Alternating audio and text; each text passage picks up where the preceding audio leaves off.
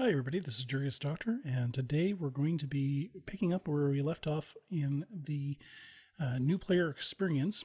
Here we are with character Gwynfor Gabraith. I've recently received a bunch of the Christmas gifts that CCP has been giving out to everybody for the holidays. As you can see, I've made a couple of small changes to Gwynfor's appearance, including using some of the new facial augmentations. A good way to look at your character is to go into the character sheet, and if you expand this top panel, it will render your character so that you can see them. It also gives you a view of your overall net worth, current system you're in, and your current security status, as well as the race you belong to, your starting organization, and if you belong to a corporation or an alliance, it will show you that information here. As you can tell, this is my first time on video recording for one of my YouTube videos, so I thought you would enjoy this. Got myself a new webcam, and I'm incorporating that in the stream from now on. And I'm also wearing my Iron Armada hat. As you can see, there's also the Iron Armada logo in the top, and YouTube will insert a small one down here at the bottom right, just for branding purposes. I'm also going to be adding my own Discord server very shortly, getting that set up so that anybody who subscribes on YouTube or Twitch will be able to have an instant access with a role. And I'm also, configuring some extra things for you guys just to help grow the community a little bit and make things a little easier to to communicate when it comes to asking questions of me, so that, you're not just commenting in the comment section below.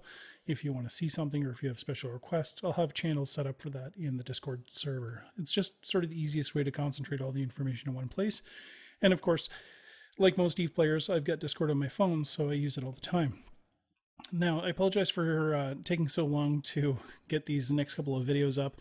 Of course, I have a newborn, well, not so much a newborn anymore, a 4-month-old. And, just life tends to get in the way a little bit. So you will be seeing 3 new videos from me by or around the New Year's. So I hope to have these up right away. I'm going to get this video up first. I did actually have like 4 hours of video recorded, and I've been using OBS, which is Open Broadcaster Software. It is an open source solution, which means it's worked on by a team of people, and most of whom are unpaid and they're volunteers. So I understand that a lot of the work that goes into it is a volunteer project. It is fantastic. It is a good solution. I recommend it to people who are just getting started with YouTube, and I'm actually going to have a video talking about getting started on YouTube, but I will be referring you to some resources.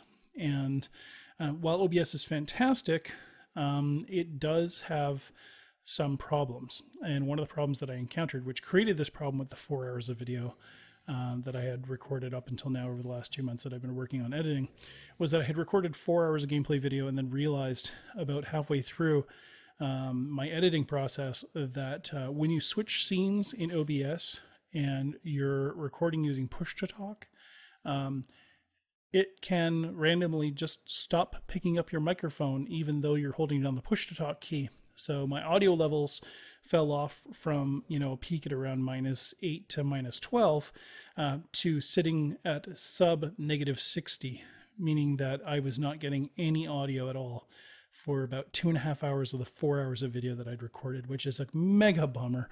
I didn't want to go back through the work of having to re-record all of that. It also made it a little frustrating, I'm sure, for you guys, because I had done a complete walkthrough of the introduction to mining and introduction to industry career plans in-game. I wanted to walk you through those and show you how they work.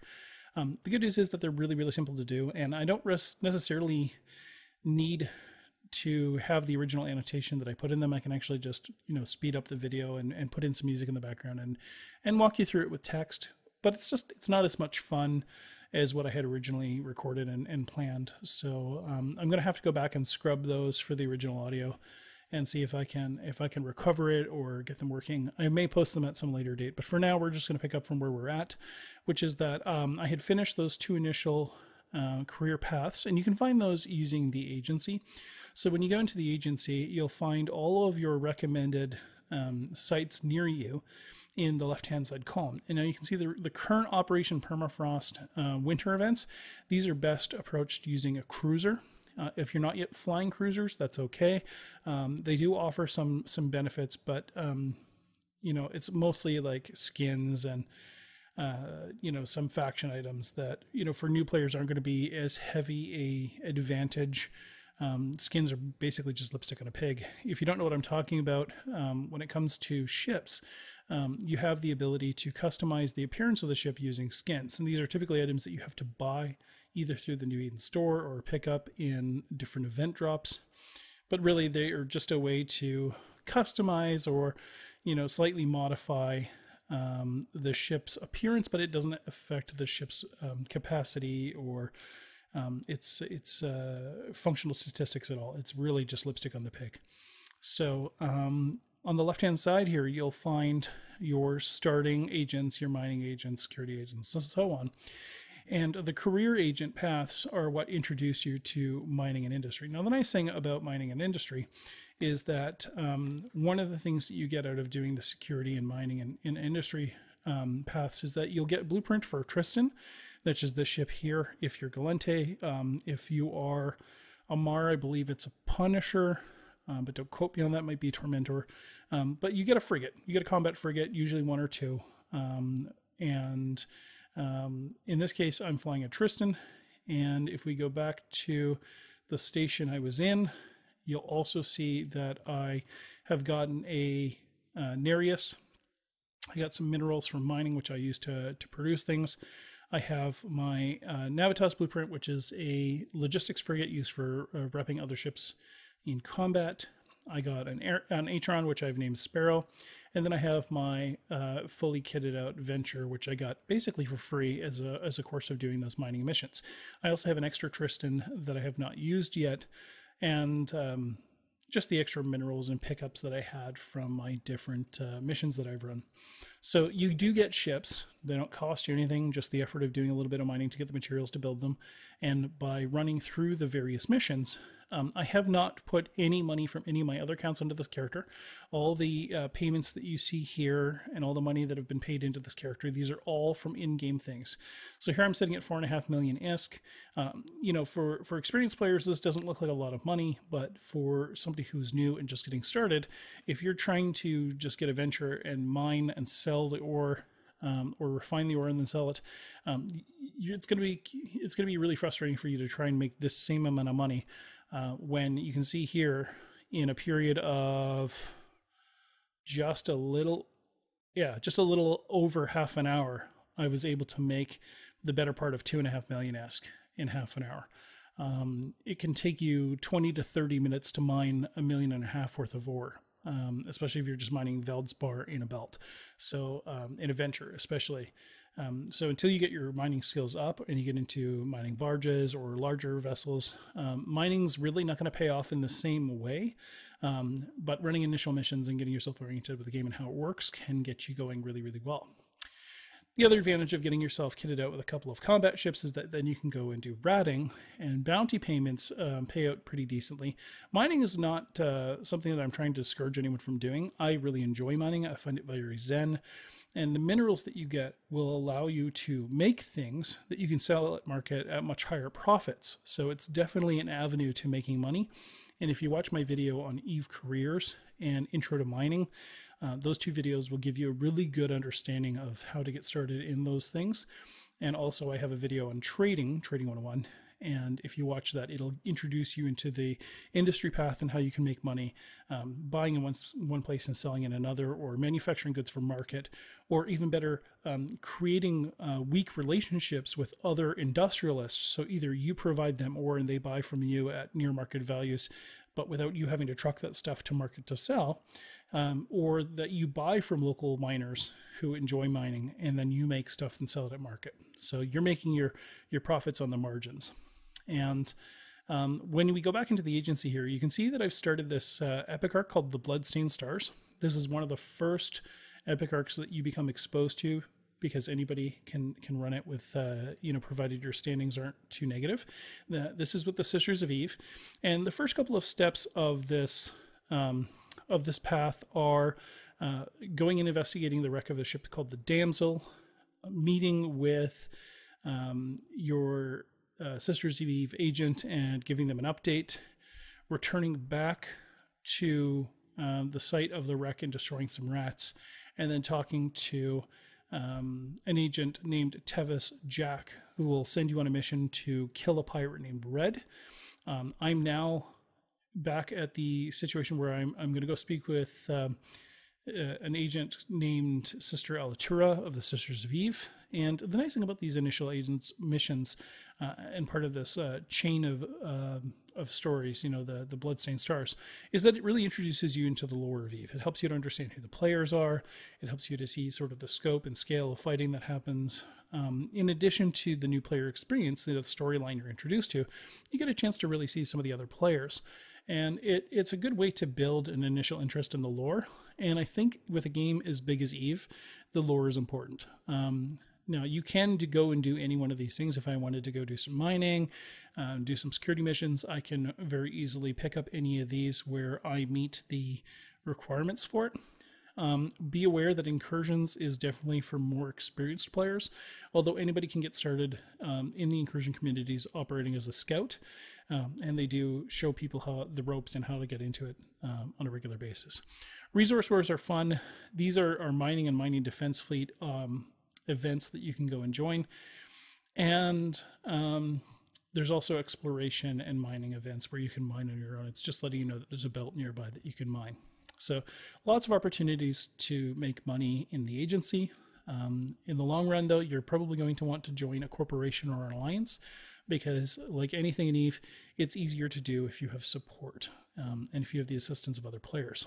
Now, another thing about the mining and industry missions is that this Tristan that I have, with the exception of recently having purchased a damage control 2 and a meta small inefficient armor repair unit, everything that's on this ship, and also the tracking computer, everything that's on this ship I built, including the ammunition for the guns, as well as the drones that are in the drone bay. So the Tristan's nice because its drones allow it to engage at distance. It can fight from a range without having to get into distance to use the guns. And because the range on these guns is under 2,400 meters, you have to be really close with the enemy in order to use it. The advantage for using the tracking computer is that it gives a huge buff to the tracking, which is already quite high on this ship. If I go into simulation mode, it takes my tracking from 680 up to 820, basically. So doesn't matter how fast I'm going, my guns will track and apply damage on any ship that I can get into orbit range on. So a good ship overall, a good place to get started. And one thing I'll show you really quickly is just some of the training that I've done since we last spoke. So if you go to your character sheet, you just click on your character portrait or Alt-A and click Skills. You can go into your skill listing and you can say all skills, not just the ones you can train now or have the prerequisites for, but all skills. I have trained in Galente Cruiser, Destroyer, and Frigate, and that's because at some point I'm going to have to raise my ability to use these other ship types so that I can, engage with, higher level rats and or higher capacity rats and engage with some of the future missions that I want to run on this character. In navigation, I've trained submaneuvering, afterburner, evasive maneuvering, acceleration control, navigation, and what these do is they increase the efficiency of thrusters, the micro warp drive capacity and capacitor use, ship agility, and so on. The other thing that I need to train is fuel conservation, which will drastically at 5 levels reduce the capacitor needs for after. It'll take it down by about 50%. So that's a skill book I'm going to want to buy and train in right away. I've also raised my capacitor systems operation, electronic upgrades, weapon upgrades, basically core ship fitting skills, CPU management, capacitor management, energy grid upgrades. These are all things that allow me to fit extra things to my ship and that reduce the fitting needs for modules that I fit. So not only are they prerequisites, but they also provide fitting ability. And the same goes for hull upgrades, repair systems, and mechanics. And in the shield skills, I've trained shield management, shield upgrades, tactical shield modulation, and shield operation. These are the core skills that let you fit shields. I haven't done a lot of training on targeting except to increase my long range targeting and my target management. So I'm going to add those extra levels in now for long range targeting, just because this increases the lock range at which you can target somebody. I have some basic gunnery skills trained, including controlled bursts, gunnery, motion prediction, sharpshooter, rapid firing, small hybrid turret, and then I'm currently training surgical strike and trajectory analysis. Each of these basically makes my gunnery a lot more precise, increases damage, reduces the capacitor need of the guns, so that when I fit guns, I'm more likely to operate my ship in a capacitor neutral place. So the ship is more likely to be cap stable. So if I simulate this ship and I turn off the repair, which uses the most amount of energy, I can see that this ship is stable with the afterburner on, the web on, tracking computer running, and both guns firing, plus all of the damage from the drones. So this ship, as set up with a flight of 5 drones out in space, of 8 total, so I've got a few spares. This ship, as fit, T1 fit, nothing special. The only thing that's T2 is the damage control to raise resistances. This ship's getting just under 90 DPS, which, for a frigate that, isn't piloted by a character with a crazy amount of skills, is doing pretty good. This ship can very easily approach 200 DPS when it's properly fit, with a pilot who's got a decent number of skills. The resting point of about 5 to 20 million skill points, which is about 6 months of training. Now, a damage control 2, the reason why I raised the hull upgrades skill high enough that I could fit this is because the civilian damage control only gives you 2.5% bonus to shield, 5% bonus to armor resistance, and 11% bonus to hull damage resistance, whereas the damage control 2 raises those by 12.5%, 15%, and 40% respectively. So much bigger resistances, greater survivability, less likely you're going to get killed. So a good ship overall. And by raising this from a civilian armor repair, which only repairs like 6 to 8 points every 6 seconds, this one repairs 76 hit points every 6 seconds, or 4.5 seconds based on my skills. The default cycle time is 6 seconds. So I hope I'm not going too quickly for anybody, but basically the very first things I focused on with this character, besides running the initial missions from the agency, is that I've put skills into drones, into gunnery, into ship fitting, into navigation, that basically allow my ship to operate at speed, effectively apply damage, and give me options for fitting and reduce the cost of fitting so that I can engage in combat effectively. So this is a really good way to start. And if you ever have any questions about, fitting or ship skills, you can watch my core skills video. It's part of the EVE University curriculum that I have been recording videos for. And you can see that I'm only sitting at 3.5 million skill points. And that's including the 50,000 skill points I got from the current event, where you just log in, and on X number of days in, you'll get a gift of 50,000 skill points. If you're an Omega subscriber. If you are not an Omega subscriber, the gifts are different. So we can see here, as an Omega subscriber, on day 7, I got a gift of 50,000 skill points. The top row is Alpha, bottom row is Omega. On day 12, I get a gift of 100,000 skill points. And on day 13, I get an extra 50,000 skill points. So if you're not subscribing to EVE, if you're not paying for a monthly subscription or buying Omega time with Plex, then you're only getting the 50,000 skill points that you get on day 13. And you have to log in each day and collect these gifts in order to get to that last 50,000 skill point buff.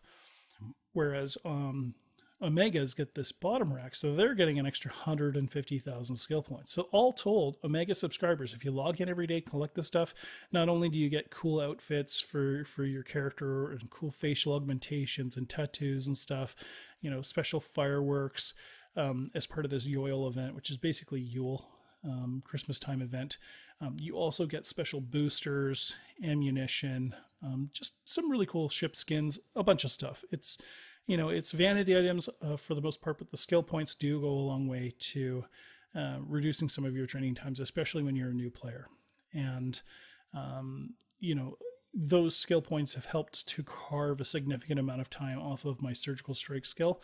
Basically took 2 days off of the training. So getting started as a pilot in any racial faction, the skill side of things is very, very easy. It's just a matter of making sure that you schedule those skills in so that they're running and training even when you're away from your computer. And I mean, I've got another month of skills training here. That month of skills, trust me, is going to go by very, very quickly. And when you're keeping yourself busy mining and ratting and running missions, that time is going to fly by. You're not even going to notice. From there, training higher skills and getting into more ships, that's where your experience will grow. So for now, just to give you something to watch, so it's not just 25 minutes of me talking, I'm going to undock now and go engage with the next part of the Bloodstained Stars. So he's saying to report back to Sister Alatura and Arnon. I'm going to accept it. Oh, I have to go to Tevis Jack, so I'm going to go to Tevis Jack, and then I'm going to go back to Arnon. So Tevis is in a ship in space. He's a captain of an industrial ship. He's also a spy.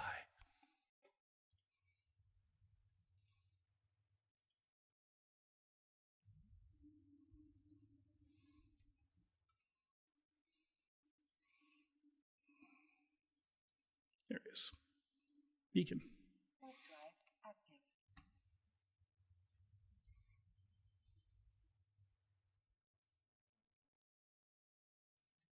One thing I really love about the Tristan redesign, and true of the redesign of a lot of ships, is the warp animation that you see when they go into warp. And you'll see the change here in just a second. Now, most of the time, you're not close enough in terms of camera angle to your ship to really notice these.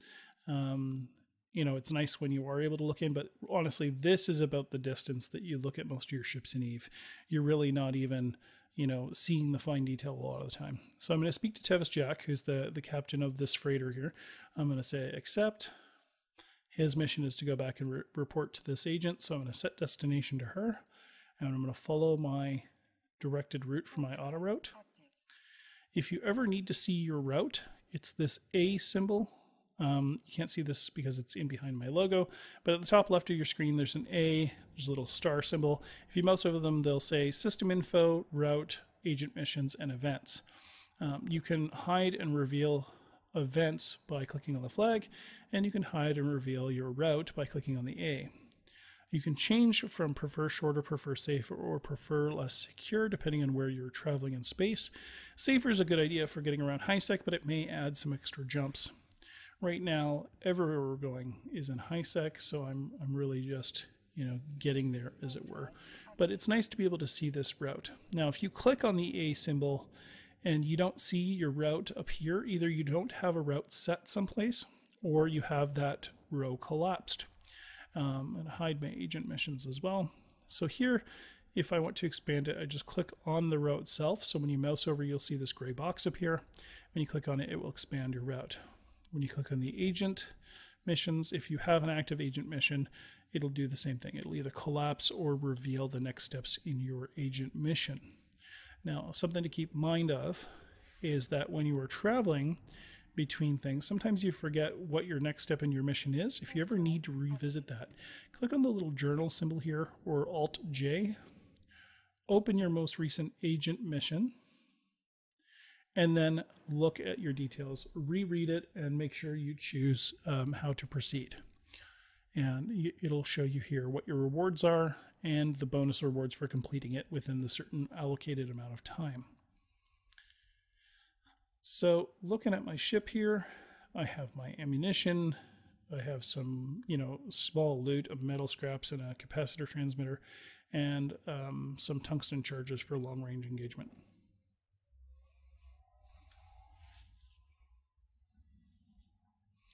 Now, in just recent time here, if we look back at the Stargate, so each of the racial Stargates looks a little bit different. This is an Amar Stargate, and I believe it's an Amar Stargate. Maybe that's Galente. Regardless, when you're jumping through systems, you'll see who owns the next system. In this case, it's Concord.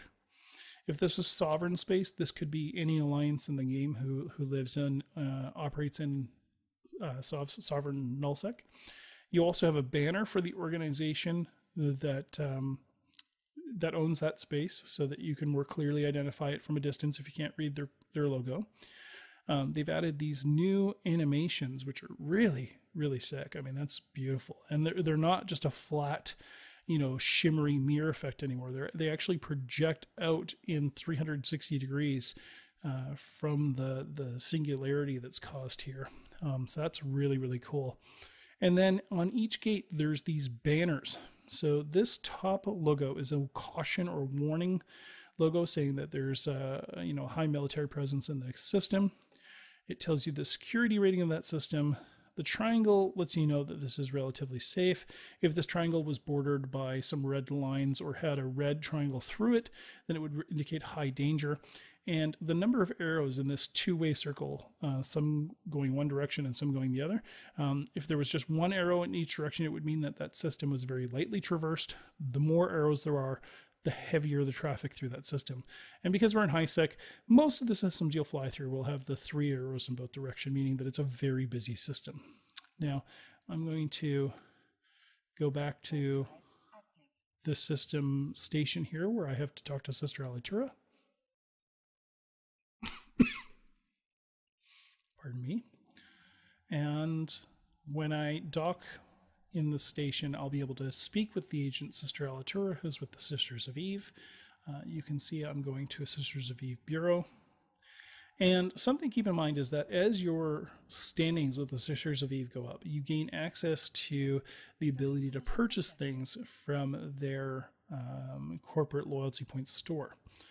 So as you complete certain activities, you'll gain loyalty points from them, which can be traded in for special goods. Now, one of the things that trades in at a direct transfer is that if you ever have the opportunity to do some routing in drone sites, occasionally you'll get a sentient drone will spawn, and on a rare occasion, even more rare, those sentient drones will sometimes drop what's called a drone nexus chip.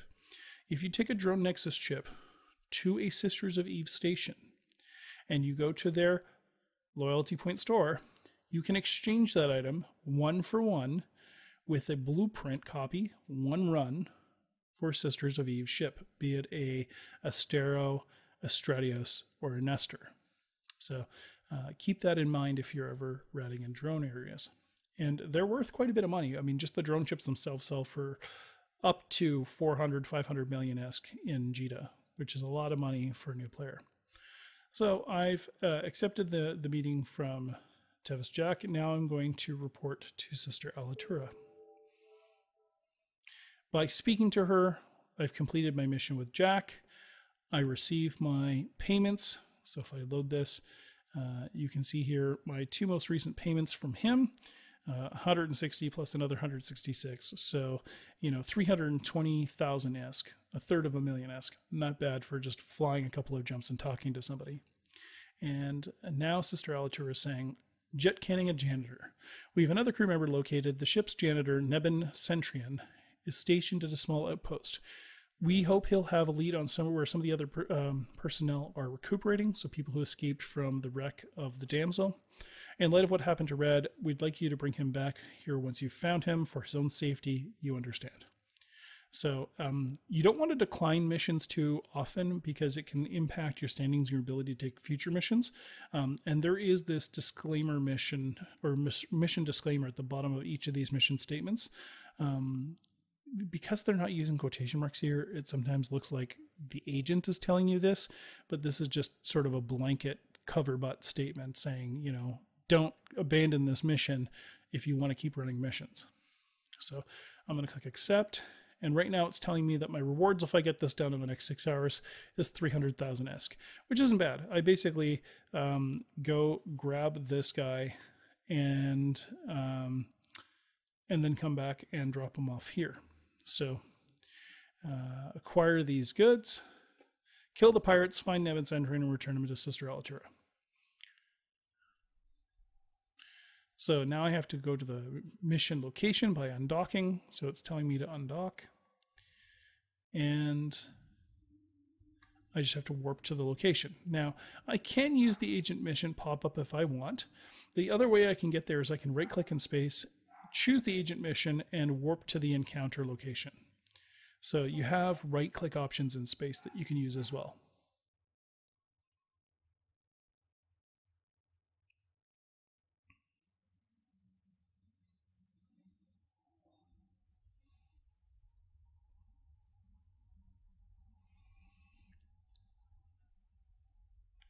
Now, because I'm using a web of fire and guns, I want to make sure that I'm within a decent range to engage these guys.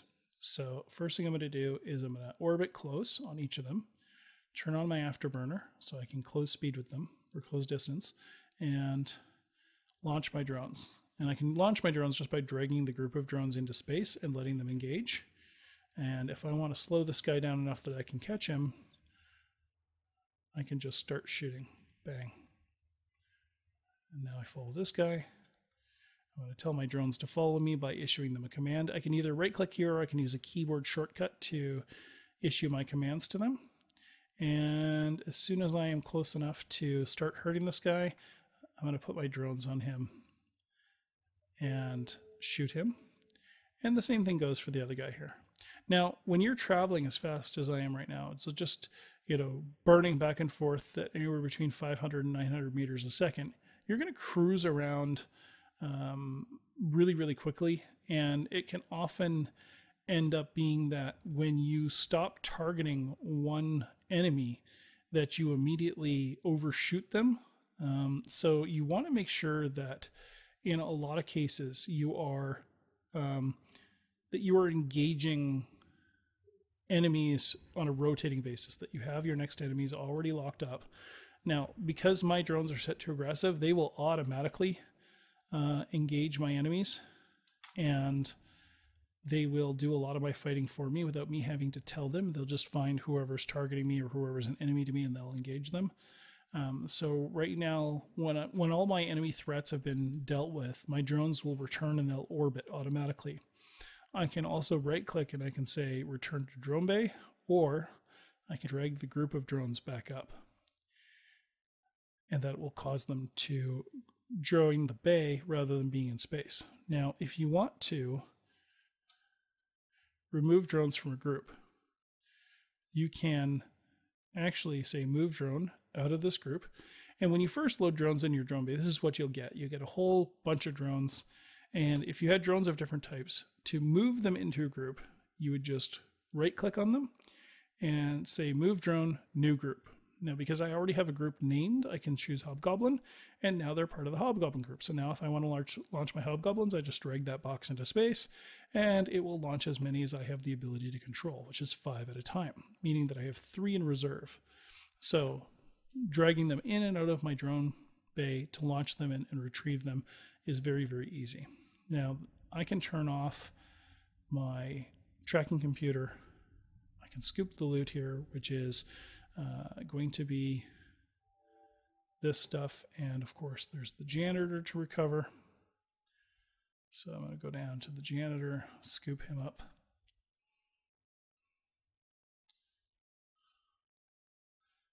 And if I want to look at the janitor, there he is, Centrion the janitor. So now to go back to where I was, I just dock with Sister Alitura's station and give him over to her.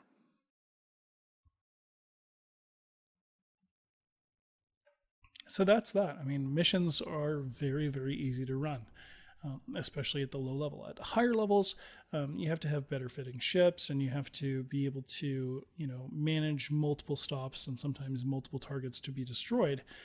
Multiple rooms of targets. You may have to fly through multiple acceleration gates, but the premise doesn't change from this.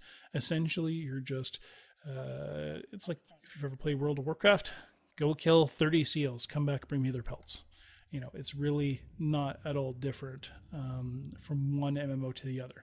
What Eve does do is it's a lot better at providing you flavor text in these missions, and it does a better job of introducing you to the lore and the storyline and the kind of things that if you're just getting started and you're playing by yourself can keep you interested. Nothing will keep you connected to this game and help you to progress faster than having the assistance of skilled players and experienced players in a corporation or alliance. So I strongly recommend that you join one. While we're on the topic, many people have asked me in the comments below, how do they join Iron Armada? The process for joining an Iron Armada is very, very easy. If you're not yet in a corporation or alliance, you go over here to the left, you click Corporation. This will bring up your corporation window. You'll usually start with Home. It will show your starting school. If you click Recruitment and then Search, it says Search for Corporation. The other way to get to this is to click the little magnifying glass over People and Places, or Alt-E. Go to Corporation and search iron.guard.